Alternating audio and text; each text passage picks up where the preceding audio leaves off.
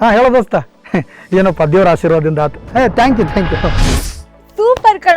ಅಂತೂ ಎಕ್ಸಾಮ್ ಬರ್ದು ಪಾಸ್ ಆಗಿ ಗವರ್ಮೆಂಟ್ ಜಾಬ್ ಹೊಡ್ದೇ ಬಿಟ್ಟೆ. ಕಂಗ್ರ್ಯಾಚುಲೇಷನ್. Thank you.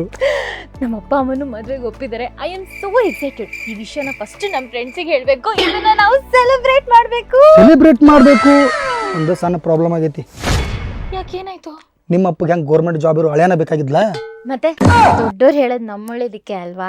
ಅಲ್ಲ ಹಂಗ ನಮ್ಮ ಅವ್ವ ಅಪ್ಪಗೂ ಗೌರ್ಮೆಂಟ್ ಜಾಬ್ ಇರೋ ಸೊಸೆನ ಬೇಕಾಗ. ಅದಕ್ಕೆ ನೀನು ಓದಿ ಪಾಸ್ ಆಗಿ ಗೌರ್ಮೆಂಟ್ ಜಾಬ್ ಹೊಡ್ಕೊಂಡ್ ಬರ್ಬೇಕು. ಅದಕ್ಕೆಲ್ಲ ತುಂಬಾ ಟೈಮ್ ಆಗುತ್ತೆ ಕಣ.